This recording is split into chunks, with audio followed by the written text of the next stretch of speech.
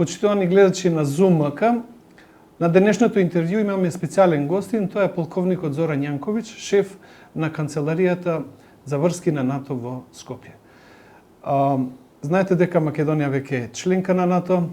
Ова канцеларија има дадено висок придонес за остварување на таа цел. Канцеларијата до крајот на март ќе се затвори и ние искористивме ова прилика да разговараме со господинот Јанковиć за се што е направено од ова канцеларија како помош за Македонија да ја оствари таа стратешка цел. Господине Јанковиć, благодарам што прифативте разговор со ЗУМК. Thank you and good afternoon. Која беше улогата на вашата канцеларија за членување на Македонија, на Северна Македонија во НАТО? In fact, I have arrived in Skopje in 2018 and I will finish, as you said, already by the end of March this year. So the role of NATO Liaison Office, we might say it is mostly advice and assist, so advisory role to national authorities. And I believe that it was quite of big importance to advise national authorities during the process, not only toward membership, but also as a partner nation. When you were still a partner nation, at that time we advised you how to follow these procedures, how to come closer to the membership and so on. And starting from the full membership, then our role was also, and even before of course, to advise you on two main issues. First one is transformation of armed forces, of defense sector of course, and another one is integration into NATO structure. So, as a full member, now you have a couple of seats within NATO command structure. You have your own delegations within the structure in Brussels, in Mons, in Norfolk and elsewhere. So, you are expected, of course, to fill those positions and to contribute also within NATO command structure in decision-making process within NATO, of course. And our role was to advise, to try to prepare together a documentation to streamline you into the new processes within NATO. And one of most important is NATO defense planning process, where we are speaking about capabilities, about level of ambition, about your contribution into capabilities that we will share together in case of need, and that's what we were in fact mostly engaged. Ви имавте среќа за тоа што е еден долг процес на реформи и активности во правец на исполнување на условите за да станеме членка на НАТО, практично заврши или се затвори успешно во ваше време. Како го оценувате вашата конкретна лична контрибуција како шеф на мисијата во овој процес? In fact, I was on the right time in the right place. In fact, I would like firstly to thank to my authorities that they sent me to this very important position when there was a need. Of course, we did not know that this moment of full membership will come during my mandate, but however, I'm very grateful for this opportunity. Besides this, of course, it is important to say that I had opportunity to serve in Brussels for 4 years before, and in one similar NATO liaison office or military liaison office in Belgrade. It is also NATO office, so I served there a year, and then in Brussels for 4 years. So I received there a lot of experience needed for leading such kind of office and to try to contribute the best to advise authorities here, and I'm very proud of this. And I have to say that mission, of course, is accomplished with this, and again, very proud. Како се чувствувавте кога гледавте како се крева македонското знаме пред седиштето на НАТО во Брисел? In fact, this is very special moment. As you know, we raised the flag also here in Skopje, together with the highest authority, with president, with ministers, with the speaker of the house, so it was very emotional.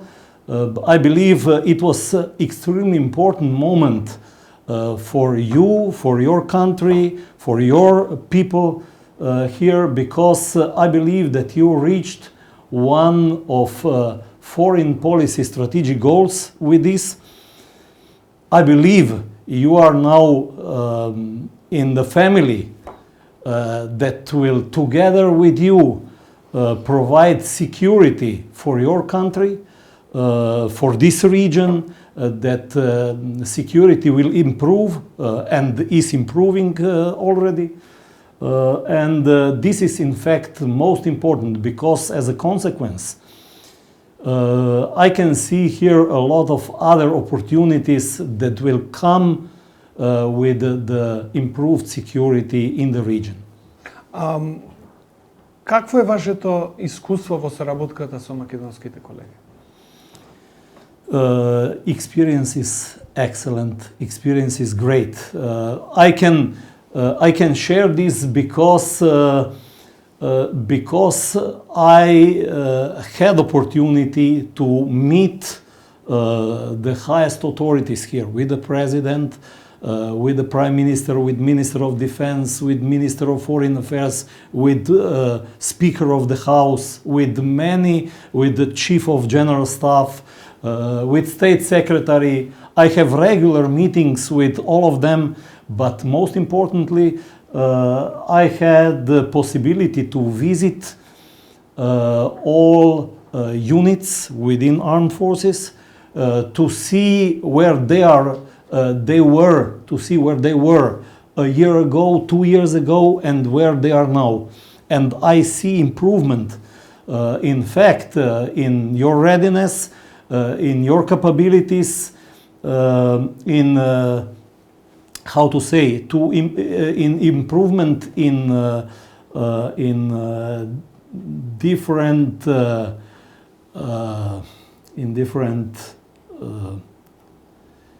through the acquisition of new equipment. I see that you are modernizing also your armed forces, so it will be beneficial for your country as well as for NATO. Господине полковниче, полковникот Секуловски не доби НАТО сертификат да биде шеф на војната мисија на Македонија во НАТО. Дали ова може да ја на некој начин да ја наруши довербата на НАТО во нас како најмлада членка на НАТО? I don't believe, because it is a regular procedure, security procedure, through the security policy of NATO and your national regulations, of course. And I am sure that such cases were in all member states. New member states, I mean, when we were entering NATO, Slovenia, I mean, there were also such cases, and not everybody is getting security clearance. And it will be the case also in North Macedonia. So I don't see any harm to confidence in your authorities, but this is what I see as a normal procedure in every member state. Она што остава впечаток овде во Македонија е не е спорно дека такви грешки може да се направат. Прашањето е како ние реагираме на тие грешки. Ако е направена грешка, некој мора да одговара. Овде во Македонија никој не одговара.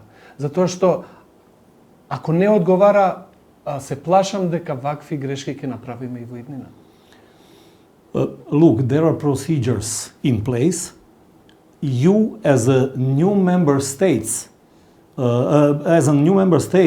you are maybe not yet familiar with everything, but however, I believe that it is not a mistake. You can suggest somebody, because more or less from the beginning there will be maybe less people that will require a high level of security clearance, but later on there will be much more the higher need for security clearances of such high level.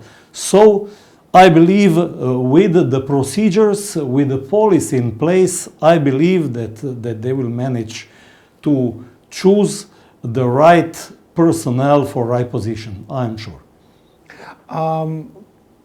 Што мислите, кои се клучните предизвици на Северна Македонија како најнова членка на НАТО во наредниот период? As I already said, the integration process is not finished yet, but will be soon, I believe. This is first, and then modernization and contribution, of course. When we are speaking about 3C, so-called, cash, capabilities, and contribution, this will be a bit challenge for sure from the beginning, until all processes are integrated within the Ministry of Defense and other institutions, of course, within North Macedonia, because it is not just a job of Ministry of Defense or armed forces to deal with NATO and the security challenges, but administration, comprehensive approach to this area of security. Speaking about the challenges, of course, there are challenges in front of every country as well as in front of North Macedonia. Challenges are related to how you are going to integrate everything and to manage within NATO defense planning process and other processes dealing with different security challenges. I see that you've started with this.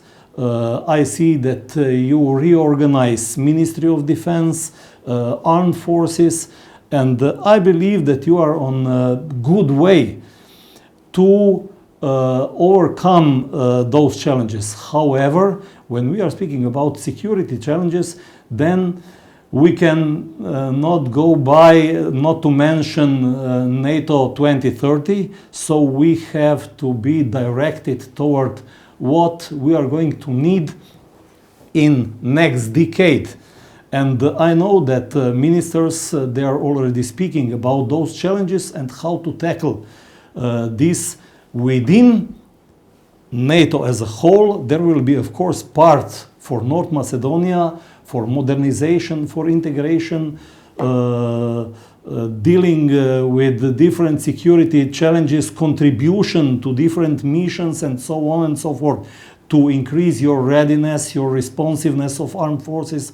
And this is what will be, as always, challenge, and not only for North Macedonia, as I said, but for all member states. Господин Јанковиć, ви благодарам многу за овој разговор. Thank you very much indeed.